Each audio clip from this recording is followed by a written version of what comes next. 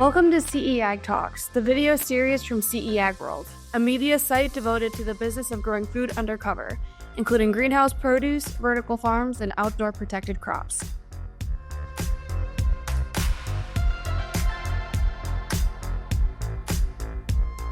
Today we're talking to Eric Cusimano, Global Produce Principal Buyer for Whole Foods Market.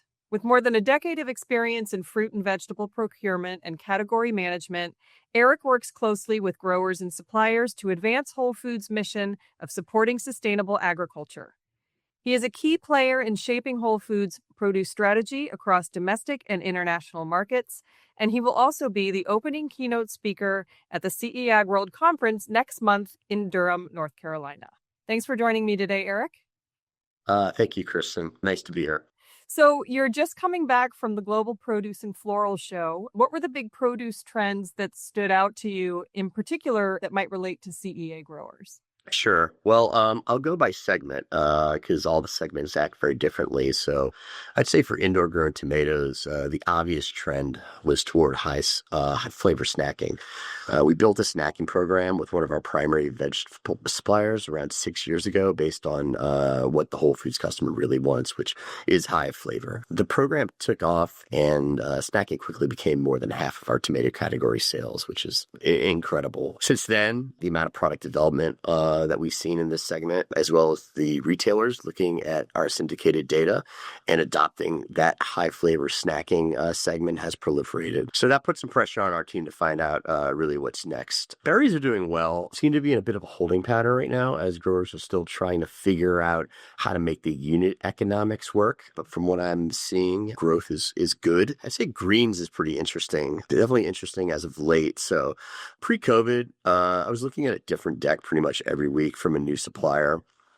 And, most of that was backed by private equity and venture capital. So when the funding ran out for most of these operations, there's quite a bit of bankruptcy and consolidation with just a few remaining players running a decent business to this day. I'd say that just lately, though, I've restarted some conversations with some growers that want to push their business. So what are some of the ways retailers like Whole Foods find new produce suppliers? Yeah, so there's really no formula around it. I think we're pretty open to talking to everyone. New suppliers come with new perspectives, and usually that's worth the conversation alone. I love to talk produce and programs with people I don't know. They usually bring something new to the table. I think that if you ask our suppliers for Whole Foods, they'll tell you that it's hard to get into Whole Foods, but things are good once you're in. Of course, costs and fill rates are a topic, but it all starts with quality and service for us. So we vet our potential suppliers very carefully, and it can be a lengthy process. I'm very aware of that. But by the time everything is good and we're onboarded, both parties already feel good about the relationship, and some form of trust has already been established. So there's a lot of heavy lifting in the beginning, but the relationship is pretty smooth thereafter. But to be clear, our need states definitely dictate who we seek out, what we seek out, and that changes frequently due to our business dynamic. Something like in the tomato world, let's say, there could be indoor growers that are growing TOBs and beefsteaks as part of their package. We're selling a lot less of those than we used to. So they should probably devote more energy and more square footage in their facilities to the snacking. And that could change. That could flip on a dime. And, we work with our suppliers to let them know that and make the changes. That makes sense. Is there a place for small and medium-sized growers in the mix? Absolutely, and increasingly. Amazon Worldwide Grocery has a very aggressive growth plan for both Whole Foods and the Amazon Fresh and Go banners. So right now, we're definitely looking at complementing our larger suppliers with small to mid-sized growers to handle the additional volume across all of our categories, especially in organics. And looking at how the natural channel has been winning and growing as of late, there should be plenty of opportunity for the right programs industry-wide. So yes, the answer is definitely. Excellent. So do you think greenhouse growers or vertical farmer operations might have an advantage over field producers ever when pitching retailers?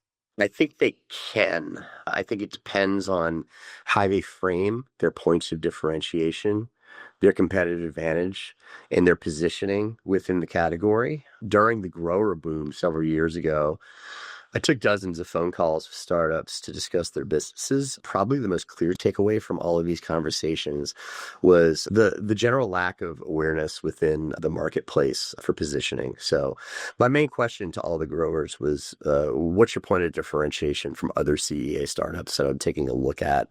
I'd say only 3 or 4 growers had an interesting enough answer for me to follow up. So business-wise, I'd say figure out your competitive advantage and wield it wisely. Industry-wide, though, the clear advantage over field is texture, flavor, and nutrition. Those that try and go head-to-head with field grown on varieties and cost, they usually lose. I think that's, be aware of who you are and what makes you different. So you and I are going to talk about this in much more detail on stage at the conference next month. But just as a sneak peek, what's one piece of advice you have for CEA growers who are looking to break into big retail distribution? Know that customer.